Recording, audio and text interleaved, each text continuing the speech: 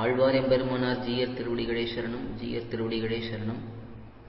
ஆழ்வார் திருநகரியிலே திருவத்தியன உற்சவம் 45ஆம் நாள் இன்றைய தினம்.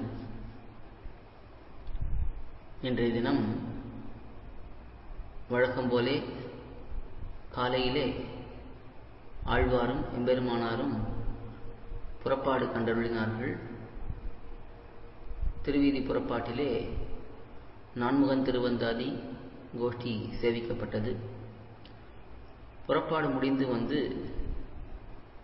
மண்டபத்தை அடைந்தார்கள். ராப்பத்து மண்டபத்துக்கு அருகிலே இருக்கக்கூடிய மண்டபம். இன்றைய தினம் திருவாதிரை.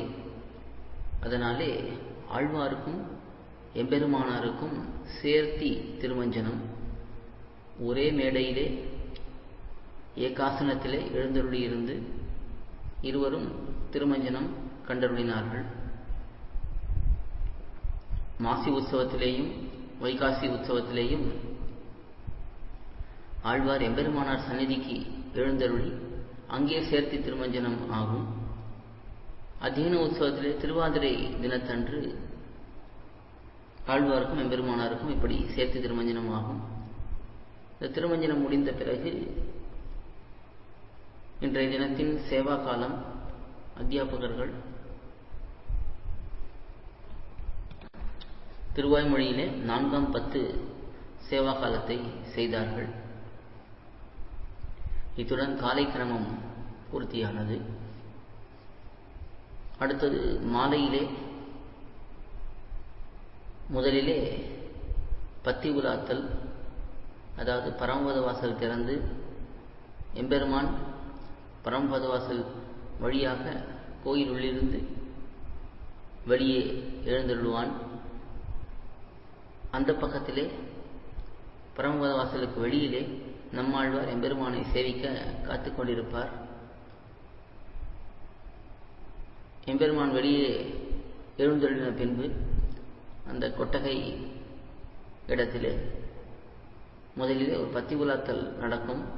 ஆழ்வாருக்கும் எம்பெருமானுக்கும். அதற்கு பிறகு எம்பெருமானுக்கும் ஆழ்வாருக்கும் உபச்சாரங்கள் எல்லாம் சமர்ப்பிக்கப்படும். அதற்கு பிறகு கொட்டகை புறப்பாடு. இன்றைய தினம் திருவிருத்தம் கோஷ்டி புறப்பாடிலே அந்த புறப்பாடு முடிந்து எம்பெருமான் ராப்பத்து மண்டபத்துக்கு அருகிலே எழுந்தருளி அங்கிருந்து திருமுடி சேவை வைபவம். எம்பெருமானை அர்ச்சக சுவாமிகள் கைத்தலமாக எழுந்தருள பண்ணி கொண்டு வந்து அரையர் சுவாமியுடைய கொண்டாட்டத்துடன் தாளத்தை அரையர் சுவாமி சேவித்துக் கொண்டே எம்பெருமானுடைய வைபவத்தை சொல்லிக்கொண்டே முன்னே எழுந்துள்ள எம்பெருமான் அப்படியே கைத்தலத்திலே எழுந்தருளி வந்து ஆழ்வாருடைய இருப்பிடத்துக்கு மண்டபத்துக்கு வந்து ஆழ்வாருடைய திருமுடியிலே தன்னுடைய திருவடியை கொண்டு ஆழ்வாரை அனுகிரகிப்பான். அந்த வைபவம் நடந்து அதற்கு பிறகு எம்பெருமான் திரும்ப தன்னுடைய இடத்துக்கு செல்ல வேண்டும். அப்படியே கைத்தலத்திலேயே எழுந்தருளுவான். அந்த சமயத்திலே இன்றைய தினத்தின் அரையர் சேவை அபிநயம் எங்கனையோ அன்னமீர்கள் என்கிற பதிகத்திலே முதல் பாசுரத்துக்கு அரையர் சுவாமி அபிநயம் அப்பொழுது செய்வார். அதைத் தொடர்ந்து கைத்தலமாக எம்பெருமான் தன்னுடைய இருப்பிடத்தை வந்து அடைந்து அங்கே எழுந்தருளி இருப்பான். அப்பொழுதும் அந்த கைத்தல சேவை முடியக்கூடிய சமயத்திலே கட்டியக்காரர்களும் எம்பெருமானுடைய கொண்டாட்டங்களை மிகவும் அற்புதமாக எடுத்து விண்ணப்பம் செய்வார்கள். இதற்கு பிறகு அரையர் சேவை. அரையர் சுவாமி எங்கனையோ அன்னைமீர்கள் என்கிற பதிகத்துக்கான முதல் பாசுரத்திலே இருக்கக்கூடிய அர்த்தங்களை அந்த வியாக்கியானம் மூலமாக விண்ணப்பம் செய்தார். இந்த எங்கனையோ அன்னமேர்கள் என்கிற பதிகம் 5ஆம் பத்திலே இருக்கக்கூடிய அற்புதமான பதிகம். இந்த 5ஆம் பத்தே மிக ஆச்சரியமான பாசுரங்களை கொண்ட பத்து. இதிலே பொலிக பொலிக பொலிக என்கிற பதிகம் எப்படி நம்மாழ்வாருடைய உபதேசங்களை கேட்டு இந்த உலகத்திலே எல்லாரும் தெரிந்தினார்கள் என்பதை விளக்கக்கூடிய அற்புதமான பதிகம். அதுவும் எம்பெருமானார் பிற்காலத்திலே தோன்றி இந்த சம்பிரதாயத்தை மிக உயர்ந்த நிலைக்கு கொண்டு போவார் என்பதை ஆழ்வார் முன்கூட்டியே எடுத்துக்காட்டிய வைபவத்தையும் இந்த பொலிக பொலிக என்கிறதன் மூலமாக பூர்வர்கள் விளக்குவார்கள். அது இந்த திருவாதிரை அன்றைக்கு அமைந்திருப்பது என்பது மிகவும் விசேஷமான வைபவம். பொலிக பொலிக என்கிற நம்முடைய சம்பிரதாயத்தின் வளர்ச்சியை காட்டக்கூடிய பதிகம் திருவாதிரை அன்று அனுபவம் ஏற்படுவது என்பது மிகவும் ஆச்சரியமான ஒரு விஷயம். அந்த பொலிக பொலிக பிறகு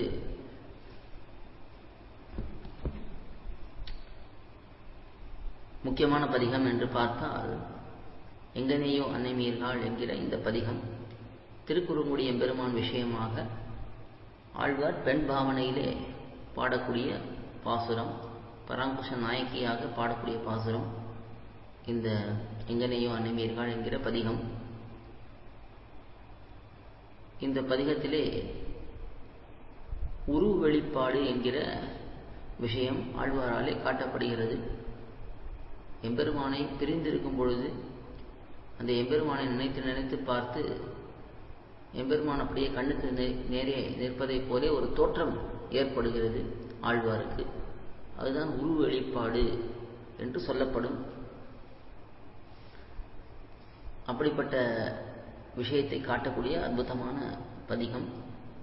இதிலே ஆழ்வார் எம்பெருமானுடைய திருமேனி அழகிலே மிகவும் ஈடுபடுகிறார். எம்பெருமானுடைய அவயவங்கள், அதனுடைய அழகு, அதையெல்லாம் மிகவும் அனுபவித்து ஒரே சமயத்திலே பிரீத்தியும் அப்ரீத்தியும் ஆழ்வாருக்கு நடக்கிறது. எம்பெருமான் விஷயத்திலே எம்பெருமானுடைய வைபவங்களை அனுபவிப்பதினாலே ஒரு சந்தோஷம் ஏற்படுகிறது. அந்த அனுபவம் மானசமாகவே இருக்கிறது. நேரே எம்பெருமானை கண்டு அனுபவிக்க முடியவில்லை என்று வருத்தமும் இருக்கிறது. இப்படி இந்த எங்கனையோ அன்னமீர்கள் என்கிற பதிகம். அதைத் தொடர்ந்து இந்த 5ஆம் பத்திலே 7ஆம் பதிகம், 8ஆம் பதிகம், 9ஆம் பதிகம், 10ஆம் பதிகம் என்று 4 பதிகங்கள் சரணாகதி விஷயத்தை காட்டக்கூடிய பதிகங்கள்.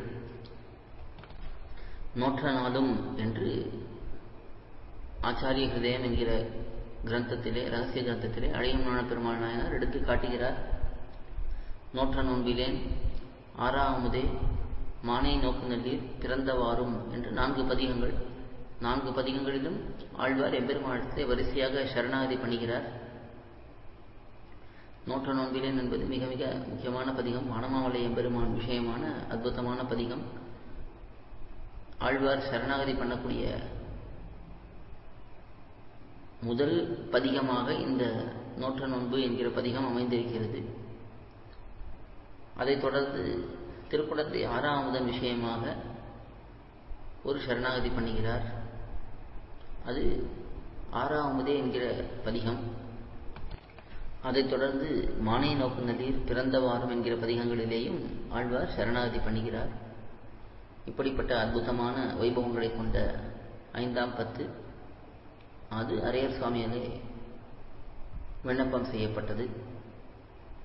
நோற்ற நோன்பிலிருந்து தொடங்கி தாளத்தை வைத்துக்கொண்டு, தாளத்தை சேவித்துக் கொண்டு அரையர் சுவாமி இந்த பாசுரங்களை விண்ணப்பம் செய்தார். அதைத் தொடர்ந்து தீர்த்தம், பிரசாதம் ஆகியவை எல்லாருக்கும் விநியோகம் செய்யப்பட்டு அதற்கு பிறகு எம்பெருமான் நாச்சிமார்கள்,